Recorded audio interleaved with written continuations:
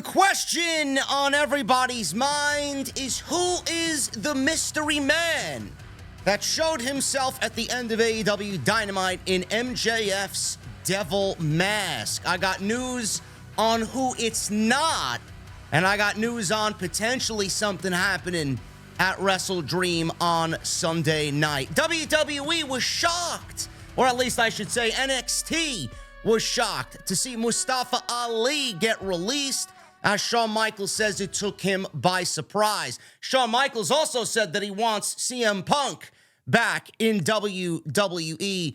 And is Matt Riddle the next Jon Moxley for AEW? I got all this plus so much more right here on OTS. We're going to start off with Mustafa Ali, as he was released from WWE last week, along with Dana Brooke in NXT. Needless to say, there were a lot of unhappy people about the releases last week. Mustafa Ali, obviously people were upset about him being released from WWE. Ali had been effectively moved to NXT, where he was gaining some steam and some momentum on Tuesday night. Now, sources tell Fightful that they were frustrated with the lack of communication between WWE and NXT. So I took that and that portion of the Fightful report here, and I interpret that as NXT is completely separate from what's going on the main roster. Now, there is an agenda by WWE management, by Nick Khan and the higher-ups, to get more notoriety on NXT so that they could bundle Raw and NXT in a package deal for the TV rights negotiations, so they get more money going into the negotiations. But it's completely separate. Shawn Michaels basically is free reign down on NXT, and it almost acts as if the main roster wants nothing to do storyline-wise or anything on Tuesday night. They don't want anything to do with NXT. So Shawn Michaels, it's Shawn Michaels' show. He runs the ship. He does what he wants to do unless he is told otherwise. Now, specifically, Fightful was told that there was some frustration that was emanating from the fact that there's been a renewed effort to stack NXT with some familiar names. In addition to losing one of those names, a planned match with two main roster talent in Mustafa Ali and Dominic Mysterio was slated for tomorrow night at their No Mercy show, and now that is completely off the table. Those that Fightful heard from said there was no indication as of Tuesday that Mustafa Ali was going to be cut, and even no indication cuts would happen to anyone with a main roster contract. I guess, sorry, Emmanuel, Vince McMahon, do what they want to do. For those noting that Mustafa Ali asked for his release, he did, though that was over 2 years ago. That doesn't really mean much of anything. If he asked for his release 2 years ago, he probably felt the same way. And basically, he was just biding his time until his contract ran out, and then he can go do whatever he wants. But WWE gave him the liberty to go and do what he wants. He's just got to wait 90 days now, and then he's as free as a bird. Now, Shawn Michaels spoke on Ali during an NXT No Mercy media call and admitted it did change plans on the brand and that he liked Mustafa Ali and enjoyed working with him.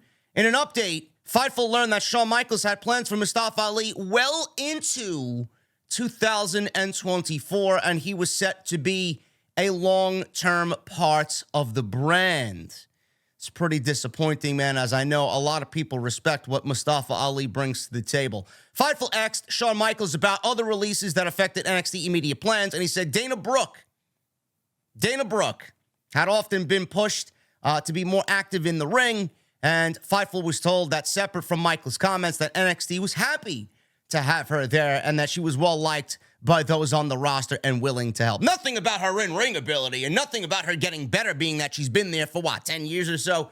Give me a break. Dana Brooke, the loss of Dana Brooke is nothing to NXT at all, though I feel for anybody losing their job. Dana Brooke, listen, this is all I'll say on the Dana Brooke front.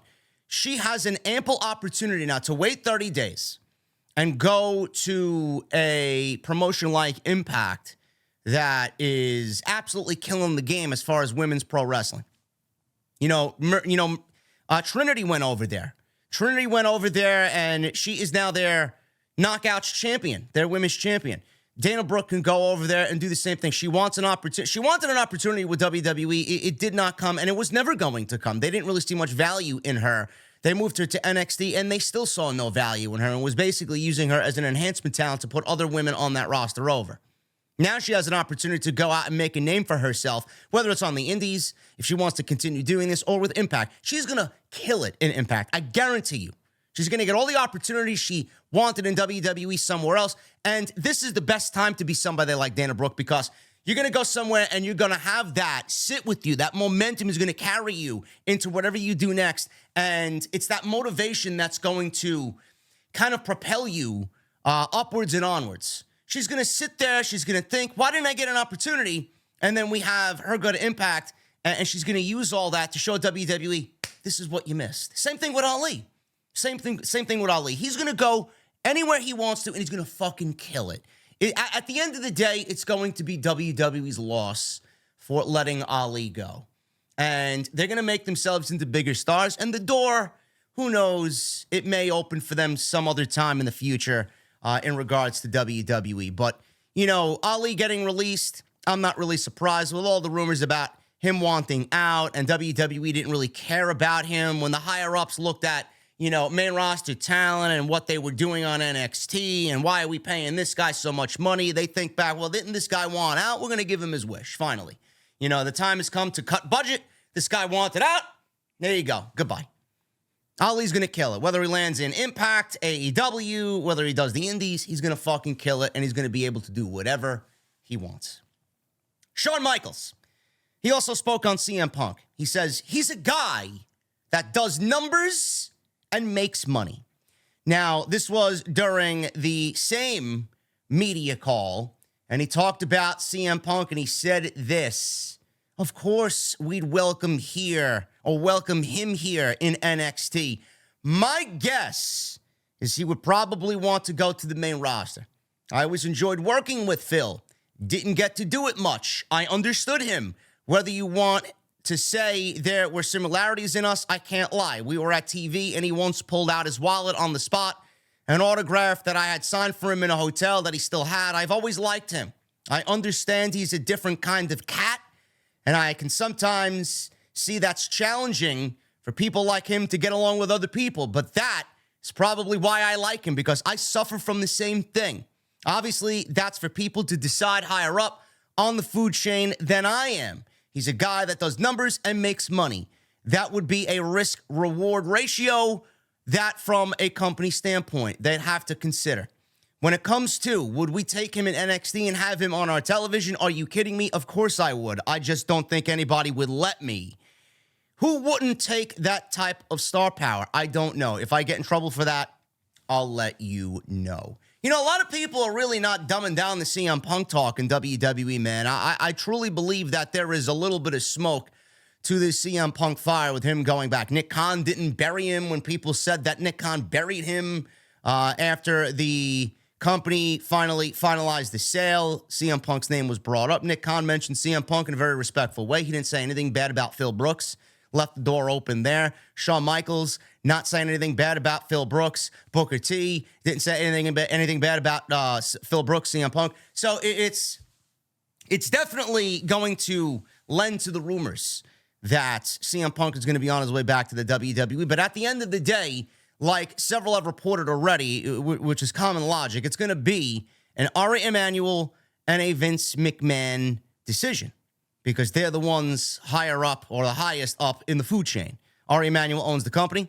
He's the boss. He's Vince's boss, and Vince is in charge of all things WWE. So it's going to be up to Vince McMahon and Ari Emanuel if they want to bring CM Punk back. All of these cuts could possibly be lending to bring in someone like that back, lending to bring in The Rock in for WrestleMania season. So we'll see what happens with that. But of course, do you want Phil Brooks on your television? I mean, you got to be a fucking idiot if you don't want Phil Brooks on your television. It's not going to be up to Shawn Michaels. He's not going to NXT. He's not going to Impact. He's not going back to AEW. He's not under the MJF mask. It's not him.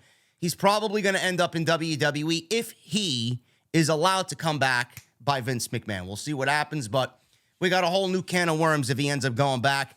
All of the talk of him being a hypocrite is going to slowly start floating up to the surface, man, and that's going to be the only thing people are going to talk about. And it's going to, once again, with the Jade Cargill situation, it is going to show how bad the tribalism is between WWE and AEW fans, but that's what's being said from Shawn Michaels in regards to CM Punk. Edge. Let's talk about Edge. Edge was removed this week from the internal WWE roster. My guy Andrew Baydala and myself reported before anybody. We had a nice little live stream on Tuesday night, and we said, and Andrew said, you know what? I'm pretty confident. I don't know for sure, but from what I know from who I spoke to, he's pretty confident to put his name out there and say Adam Copeland is in AEW. It's happening. It's going to happen sooner rather than you think. WWE then took Adam Copeland, Edge, off of their internal roster list, and now people are wondering what's going on with Edge. Is he going to debut with AEW this Sunday at Wrestle Dream? Fans were even wondering if Edge could be the man under the Devil's mask. It's not a case of Edge coming in and getting inserted into the MJF storyline. Now, earlier in the show on Dynamite, White and MJF, Jay White, that is, Switchblade Jay White, and MJF had a confrontation in the ring that seemed to set up a world championship match at a later date, potentially at Full Gear in the main event in November. Many fans on social media speculated that this could be MJF, but there seemed to be a ton of fans speculating that this was actually Adam Cole, and that Cole's ankle injury is a work. Now, I'll get to that in a second. According to people backstage, Cole's injury is real, and he was seen on crutches. Now, Dave Meltzer and Brian Alvarez confirmed on the Wrestling Observer Radio this week that the injury is real, and he won't be cleared to wrestle for a while because he needs surgery, as was stated during his Dynamite promo before Jay White interrupted MJF. Another name that people have speculated under the mask is Edge, like I previously mentioned. It's clearly not Edge in the suit and under the mask because obviously the body type did not fit the body type of Adam Copeland. Now, when the reveal happens, it could be whoever they want it to be. Wednesday, whoever was under the mask could realistically be a placeholder until they unveil who they want to be under the mask. Now, Edge's deal will expire before the pay-per-view on Sunday. He did go out publicly and say that his contract with WWE runs out at the end of September. By my calendar, we got 1 day till the end of September, and Wrestle Dream is happening on Sunday. Furthermore, Edge and AEW had talks in 2019 before WWE made Edge a better offer. He wanted to come out of retirement. Tony Khan wanted him then. WWE and Vince McMahon said, you ain't going over there, come back out of retirement, man. You're going to do that with us here after 9 years. Fuck that place. So that's what happened there. But at the end of the day, Edge gave his 3 years. He did a lot of great shit, great television with Edge. There's nothing more for him to do over there. So there's a lot of intriguing options for Adam Copeland over in AEW, and it looks like he's finally making the jump. If Edge does show up, there's an opening for him to get involved in the Christian Cage Darby Allin storyline, since both Luchasaurus and Nick Wayne are banned from ringside. And I think Christian Cage did utter the words, bring whoever you want. And he mentions Buddy Wayne, who obviously is deceased, and then Nick Wayne's mother. And then he says, you know, don't worry about Nick Wayne's mother. I'll call Nick Wayne's mother personally to come to the show. So it's going to be a very interesting situation with Adam Copeland. I do think he signed, sealed, and delivered. I think his mind is made up. I don't think it is probably best for him to get involved with the MJF storyline, though it is intriguing for him to be the guy under the mask. I don't think it's him. I do think that if you're going to bring him in, Christian is having a career renaissance in AEW, and you want to pair them together. And Tony Khan is such a historian, and he's just a lover of the old school. I mean, having Edge and Christian at what right now is some of the best television coming out of AEW with Christian Cage, and then Edge coming over and kind of doing the rated R thing, you know, away from what WWE kind of neutered there with the rated R. That's potential for great television, man. And with the loss of CM Punk, Adam Copeland being one of the stars with Bryan Danielson on Saturday Night Collision, I mean, you can't get better than that, man. Edge is great. I love Edge. Can't wait to see what he does in AEW. I know FTR are great friends with Edge as well. Whether they team together, Christian and Edge, or they are enemies. It's great television. I'm very excited to see what happens there. And if he is coming on in, I don't expect him on TV every week. I don't expect him to be a regular character. I expect him to have a very, very light schedule, a la a Bryan Danielson or a Brock Lesnar in WWE or a Roman Reigns at this point in WWE. Use him when it is important. Get those big money matches out of him. He can still go. There's a lot for him to do. Can't wait to see what happens. If he shows up on Sunday, it's going to be great, man. And I'm wondering, are we going to get Alter Bridge? Are we going to get Metalingus? Or is he going to choose another Alter Bridge tune to be his new theme in AEW, man? Lots of excitement surrounding Wrestle Dream and Adam Copeland potentially debuting on Sunday night. Going back to the Adam Cole and MJF situation, man. Adam Cole said that he had to have surgery, but many still doubted if he was actually injured. This is coming from Fightful. Due to the nature of pro wrestling, many questioned if Adam Cole's injury is legitimate. DPW, the independent wrestling promotion, DPW, announced his match against Chris Danger, a.k.a. Chris Denker. Following the injury, they later say the match is off due to injury, and the Masked Men showed up at the end of Dynamite, which led to some people thinking that he wasn't really injured. The word within AEW is that he is legitimately scheduled for surgery. He will be out for quite some time. When seen, he was seen with wrapped ankles and crutches and required help traveling. So if for some reason he wasn't hurt, everyone else isn't in on it. And it's one complete big secret in AEW. If he is injured, I wish him nothing but the speediest of recoveries. Now, the hope within the AEW locker room was that he simply sustained an ankle sprain, but that doesn't appear to be the case. Cole went to the hospital after the September 20th AEW Dynamite and was seen on crutches shortly after. Fightful has not been told if they plan on keeping Cole involved via vignettes or if he'll be factored into upcoming shows, but we're told not to expect him in a live capacity on upcoming Dynamites and Collisions. Let's go back.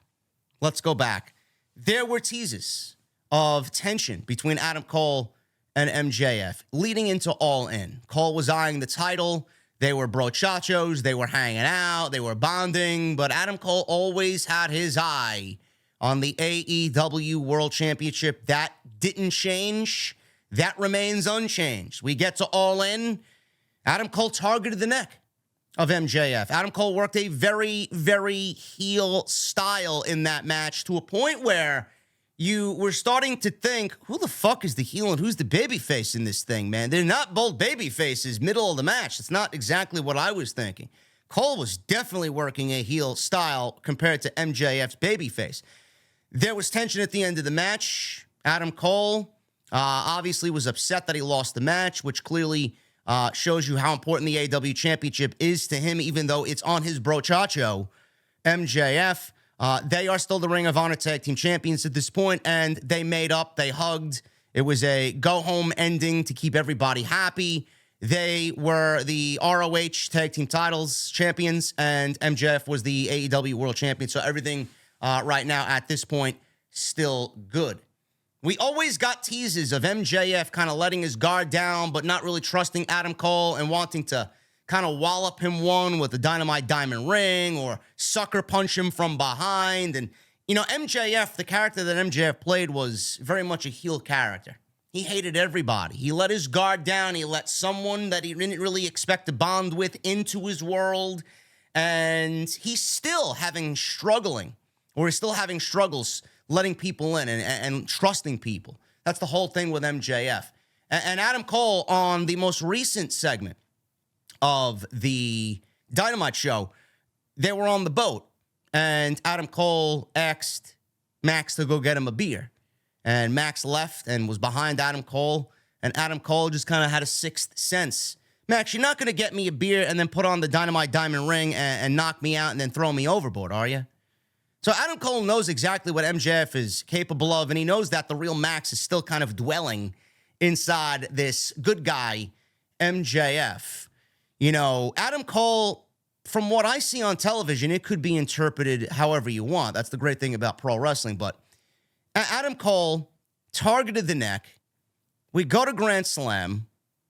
MJF's got to wrestle Samoa Joe with the neck. He's got kinesio tape selling the neck. MJF was out there by himself. Adam Cole didn't show up until the last 2-3 minutes of the match. Where the fuck was he? If he's his best friend, where is he? He's backstage. He wasn't out there protecting him. He wasn't in his corner. There was no support system there. Meanwhile, Adam Cole, oh yeah, I've been talking to Roddy for hours. MJF has a problem with Adam Cole talking to Roddy. MJF is upset that Adam Cole is talking to Roderick Strong so much. Adam Cole says, Max, it's all right. I care about Roddy. He's my brother. You know, it's okay to have more than one best friend. MJF let Adam Cole go do what he needs to do because he understands and wants to respect Adam Cole's boundaries. All of this is leading to something. Everything.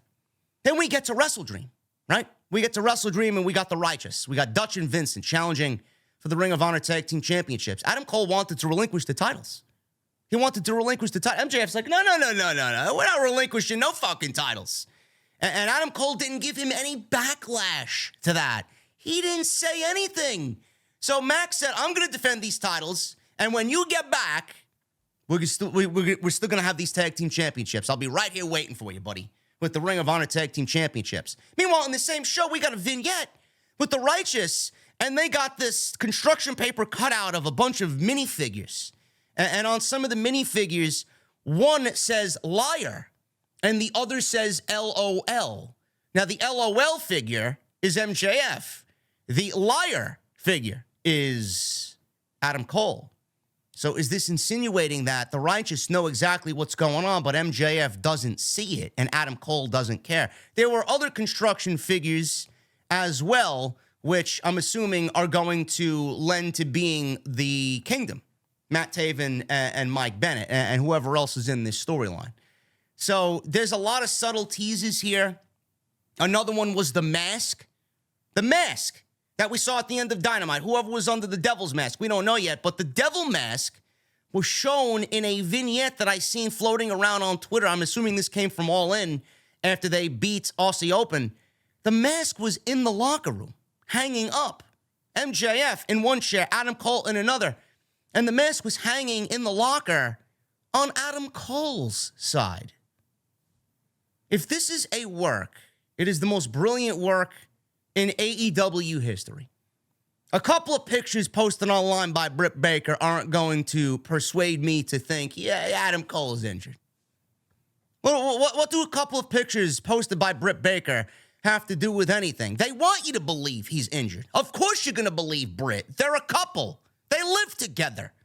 But the 3 pictures that she posted, only one showcased Adam's face with a doctor in a cast.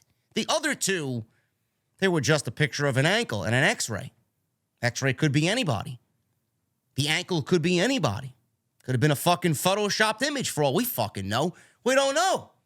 We don't know anything. And everybody's tending to say, hey, Britt tweeted it out. It's gotta be. It's gotta be legit. No. It doesn't have to be, but that's the beauty of it being a work. Everybody's in on it. My guy, Justin LaBar, doesn't tweet about anything legitimate, man. He's always within the boundaries of story. He never says anything personal. But Adam Cole and Justin LaBar, that whole Pittsburgh connection, man, that whole Pennsylvania connection, even LaBar tweeted something in regards to the injuries, and that really kind of made my antennas go up and my ears perk, man. That's a little weird. He doesn't really say anything on a normal day, but all of a sudden he's tweeting about the injury to Adam Cole. What about the DPW announcement? Now, I don't watch DPW. I don't really watch any independent wrestling, but from what I saw, the DPW and Chris Danger announcement, the announcement and the footage was shown after Adam Cole supposedly injured his ankle at Grand Slam.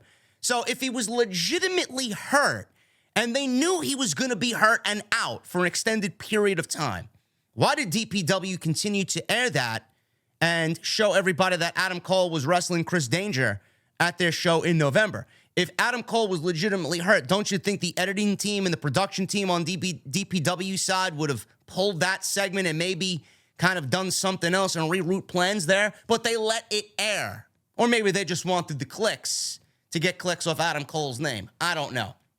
But I found that to be a little fishy as well. At the end of the day, I know a lot of people on Wednesday were like, Britt tweeted pictures. That's the end of it. We should just stop talking about it. Let's wish him a speedy recovery. Listen, man, that's great and all, and I wish him the best.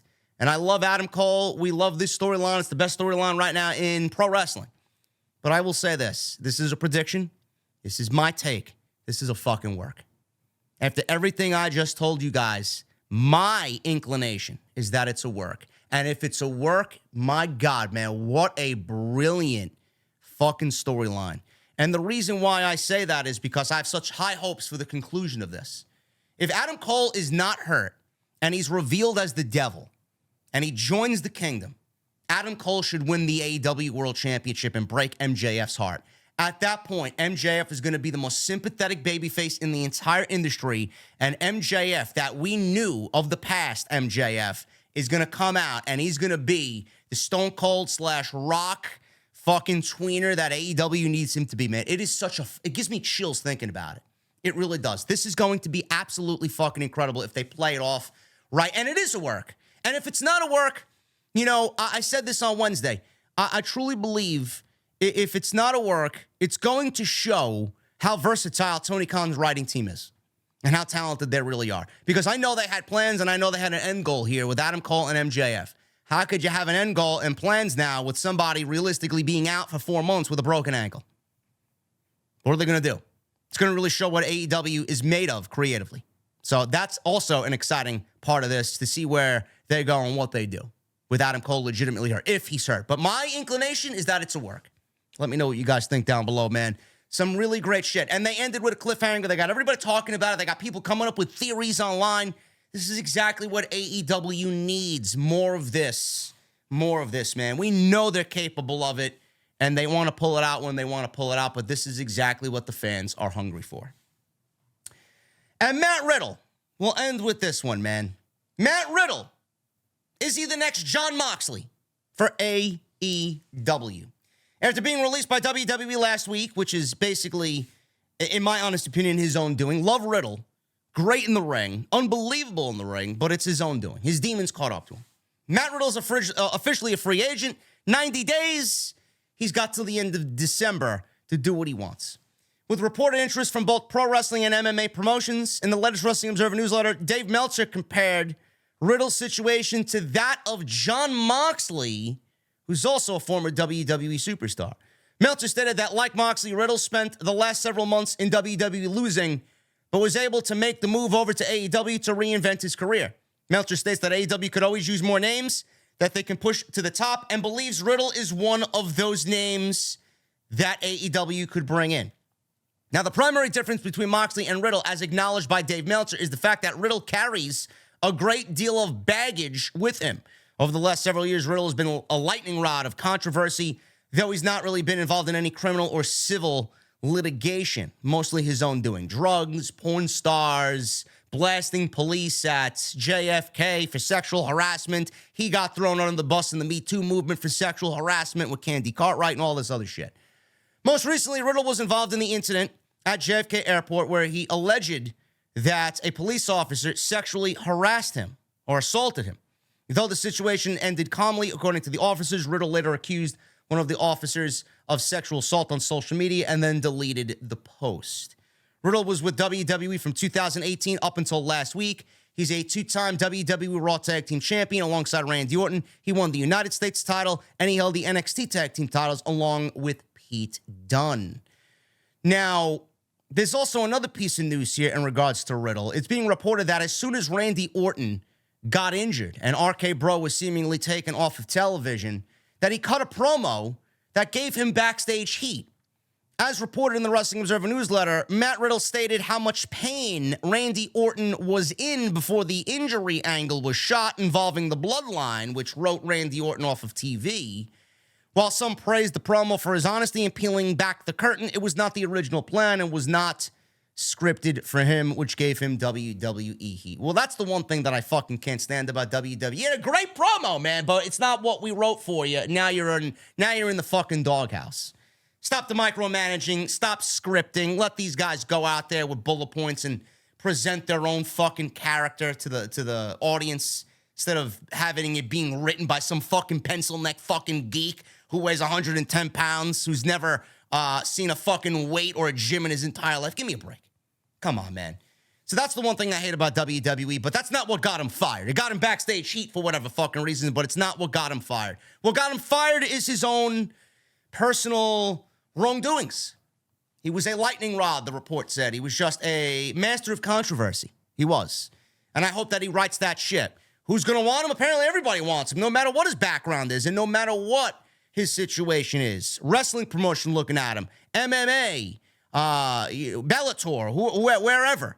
He's going to end up going and he's going to make some money. He's going to find success. This is not the end of Matt Riddle in professional wrestling. If AEW wants to bring him in, fuck it. I don't give a shit. Put him on television, man. But I am concerned that the bad behavior and the demons are just going to get worse and worse and worse unless dealt with. I don't know. Does anybody in that AEW locker room want Matt Riddle? Matt Riddle could be a main event guy for Tony Khan and AEW. His staff could take Matt Riddle and make him into what WWE could not. I guess they're going to have to own up to the fact that the guy's got problems. We got him. We're going to overlook him because he's so fucking good. WWE wasn't going to do that. They just sold the company. It's a bad look on the company. They're now with Endeavor. They merged UFC and WWE. They didn't want any black eyes on the company after a finalization of such a big deal. I wish him the best. I really do. I just hope he gets the help that he needs. Thank you very much, guys. Hopefully you enjoyed today's video. We got a lot of content still to come this weekend, man. I'll be live tonight for SmackDown. I'll be live after Collision, and I'll be live after Wrestle Dream on Sunday, man. So don't go anywhere. Keep it right here on the podcast. Follow me on social media at JD from NY206, Twitter, Instagram, TikTok, and Cameo. Hit that subscribe button down below. Turn on the bell for notifications. Hit that thumbs up. Go check out all the other content on the channel. And please, make sure you guys follow me on social media at JD from NY206, Twitter, Instagram, TikTok, and Cameo. Guys, I'll see you live tonight after SmackDown right here on OTS.